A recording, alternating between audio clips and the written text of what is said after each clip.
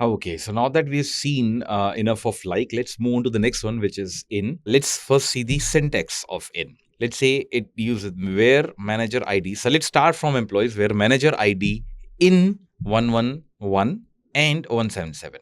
So here we input the column name where we want to address the data from. In, that is, this is the in operator, and these are the set of values to filter.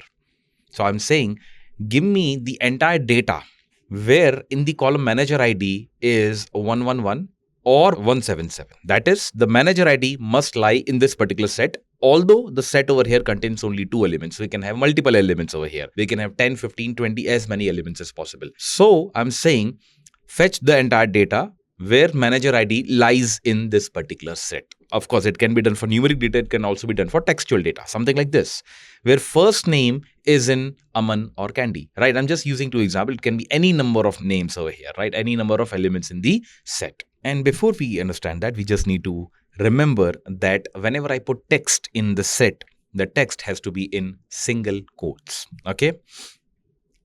Now, let's see how can we run this in SQL. Okay, first I'll just select the entire data so that we have select star from, let's say, employees. All right, and then this is going to give me the details of all the employees. So again, I'll go for select, let's say, first name, last name, and email of all those employees where salary in, and now I want to give the specific details of the salary. For example, salary is in 34,000 or let's say 28,000.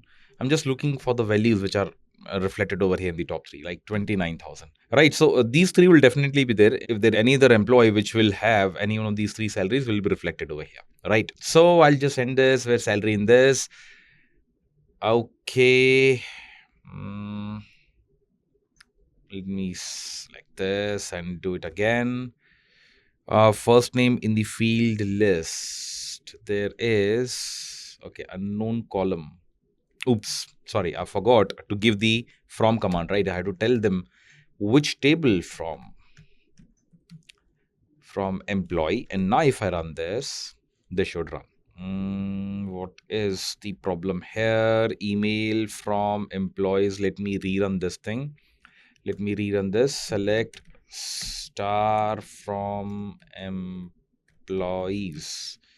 And if I do this, okay, it is employees. I'm so sorry. I made an error when it comes to giving the name of the table, right? So again, a lesson to learn. We need to be careful when it comes to writing the syntax over here. Now, point is, I got the first name, last name, and email of everybody whose salary is in the range of 34,000, 28,000 to 9,000. And if you want to see what exactly are their salary, you can also add a column of salary over here. And this is going to fetch me the data which I need, right? This is how we can use the in operator in numeric data. We can also use in operator in textual data. So I'll just copy this. Control C, and I'll just move it over here, right, from employees, where let's say, I'll just run this, So I'll just run this and see, all right, which are the employees we can, just to select one condition over here. Let's go for this only. First name in, let's say I just give the same 2 names which I used an example. That is, now I have to go for single quotes, which are now Aman and comma, another set of single quote and Candy, right? Let me delete this. Now I'll end this with a semicolon and I'll run this and I'll get these 2 guys, Aman and Candy, and these are the, salary details and whatever details I want to fetch.